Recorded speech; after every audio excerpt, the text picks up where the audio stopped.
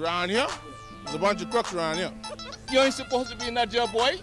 Get out of there, man. No, that's a total no, man. VAT coming. Is my salary going up? Bahamian people gotta wake up. This is my 5 cents and I approve this message.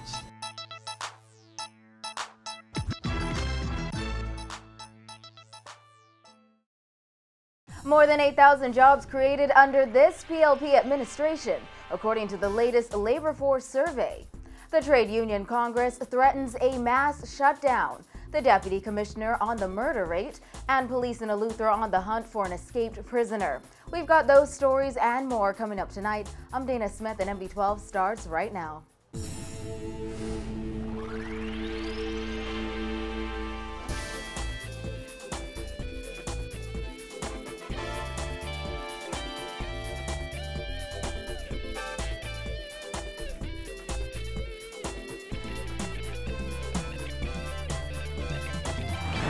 Helping news tonight, unemployment is down and more than 8,000 jobs have been created in the past 2 years. That's according to the results of the most recent labor force survey released today by the Department of Statistics, which contained some revisions. Our Jasmine Brown has all the details.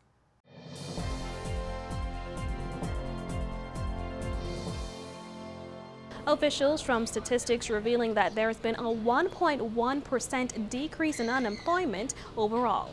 The rate of unemployment in the Bahamas has dropped from 15.4% to 14.3% nationally. The entire labor force increased slightly less than 1% since the last survey in November 2013. The most compelling part of this report is the number of jobs created. According to the data, 8,390 jobs were created between May 2012 and May 2014.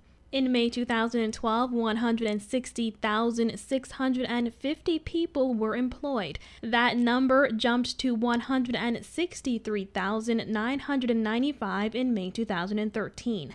This May, 169,040 people were in the labor force, according to the survey. Deputy Prime Minister Philip Brave Davis has insisted the Christie administration has created the 10,000 jobs and more it promised on the campaign trail. But according to the data we got from the department on July 6th, only 3,265 net jobs were added to the economy between May 2012 and November 2013. The department has revised the November number to 5,945. When we add the 2,445 jobs between November last year and May this year, the total is 8,390. The results of the survey provide information on the labor force as it existed during the reference period of April 28th to May 4th, 2014. The survey indicates of the more than 169,000 jobs, 124,750 people are employed in New Providence, while only 21,145 people are employed in Grand Bahama. Those figures also indicate both New Providence and Grand Bahama experienced a decline in the unemployment rate. In the case of New Providence, the rate fell from 15.6% to 15%, and in Grand Bahama from 16.8% to 14.7%. Deputy Director of the Statistics Department, Leona Wilson, said discouraged workers declined by 27.8% nationally, from 6,765 in November 2013 to 4,880 in May 2014. She said these people are not considered unemployed, as they have stopped looking for work because they feel there are no jobs available. In Grand Bahama, even though the unemployment, the number of unemployed is about the same, but the discouraged went down. And I think the main reason was because probably some of them moved and found jobs at other places, like in probably Bimini. Some persons are finding jobs because we found the unemployment rate went down. And another interesting fact revealed that there are more men employed than women across the Bahamas. In fact, the survey shows 81,645 women compared to 87,395 men. Winters says men tend to flock to wholesale and retail jobs. And we found those males to be concentrated mainly in the wholesale and retail industry and the hotel and restaurant industry. Reporting for NB12, I'm Jasmine Brown. The call has been renewed for all those within the country's workforce to prepare for a mass shutdown of services across the country, with a recent industrial agreement signed yesterday outlining wage increases and benefits for some. Thousands of others would like to see a lot more happen. Our Kyle Joaquin has the story. Trade Union Congress President Obi Ferguson says while the signing of yesterday's industrial agreement was a celebration for one particular union, it was a blatant sign of disrespect for the entire Bahamian workforce. If you read and are careful, we're going to become second-class citizens in this same little Bahamas we call home. And with that, TUC President Obi Ferguson urged Bahamians to stop being so passive, particularly when it comes to their rights outlined in the country's constitution. Yesterday, an industrial agreement was signed outlining an $800 per year increase to the salary of minimum wage employees in the Bahamas Public Service Union. BPSU President John Pinder called the increase from $10,700 to $11,500 per year a major accomplishment.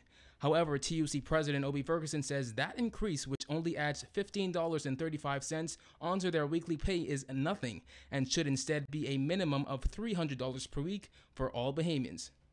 No Bahamian worker should be required to work for $150 per week. That is ungodly, and indeed it's unconscionable. Yesterday, State Minister for Finance Michael Alkitis was asked when the country would ever see an increase in minimum wage for everyone. His response: No, that matters not before the government at this time, no.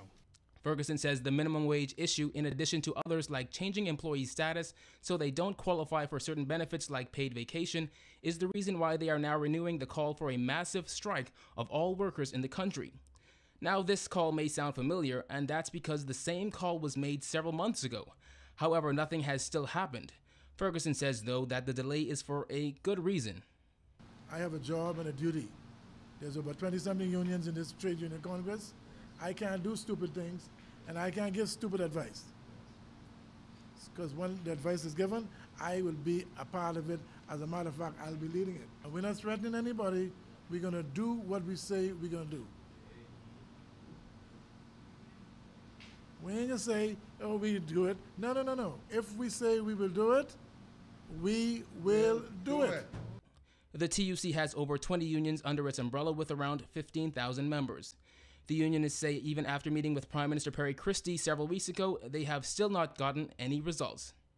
Several weeks ago, probably more than a month now, the matter has been addressed.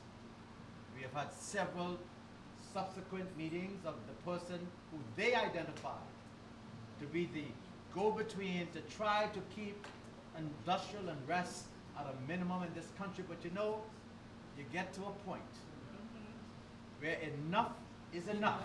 Reporting for NB12, I'm Kyle Joaquin. Well, despite a lull in violent crimes in the last few weeks, murders have increased by 12% between January 1st and July 16, 2014, compared to the same period in 2013, according to NASA Guardian records. There were 58 murders recorded during that period, compared to the 65 recorded so far this year.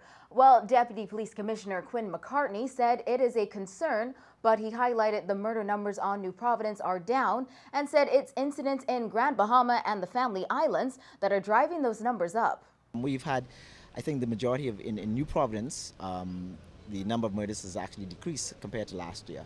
But I think we've had a number of activities in the Family Islands, and that's, Grand Bahama has had, a significant number of murders this year, which has been a challenge to us. Then we've had one or two other incidents throughout the islands. But by and large, the New Providence murder rate is actually down or on par. So it's not, so the national figure may be 12% or whatever percent it is. A closer look at the figures show that 11 people were murdered in January, 8 in February, 9 in March, 12 in April, 16 in May, and 7 in June. There have been 2 murders recorded this month so far, one on Eleuthera and another in New Providence. The murder count does not include matters that have yet to be classified. Last week, Police Commissioner Ellison Greenslade said there has been a noticeable difference in the frequency of murders. 3 murders were reported since June 19th. Greenslade attributed that to the good work of the police officers and the judiciary, which he said has put several known repeat offenders and career criminals behind bars. McCartney said they will be relentless in ensuring persons who commit these acts are kept away from society, and credited the work of the Attorney General's office. But it is of concern to us, and we are going to be relentless in doing what we can to ensure that persons who commit these acts are put behind bars. The initiative by the Attorney General's office with the Swift Justice Program, hopefully these will all help to get persons who commit these offenses, once they go through the criminal justice system, to stay behind bars for long periods of time so that they cannot reoffend. Well, police are on the hunt for an escaped prisoner. 27-year-old Zacario Pedro Roll escaped lawful custody at the Governor's Harbor Police Station on Thursday. He was being held on a stolen vehicle and causing damage charge. He is described as a dark brown male of slim build and standing about 5 foot 9 inches in height. He is described as a dark brown male of slim build and standing about 5 foot 9 inches in height. Roll's last known address is James Cistern, Eleuthera. Police are also seeking the public's assistance in locating 50-year-old Michael Thompson Sr. He is wanted by police for questioning in reference to stolen vehicle and fraud. Thompson is described as a dark brown male of slim build, standing about 5 foot 10 inches in height. His last known address is 1st Street, Coconut Grove. Police are appealing to anyone with information regarding the whereabouts of Thompson and Roll, no matter how small or insignificant the tip may seem, to anonymously call police at 919 or 328-TIPS.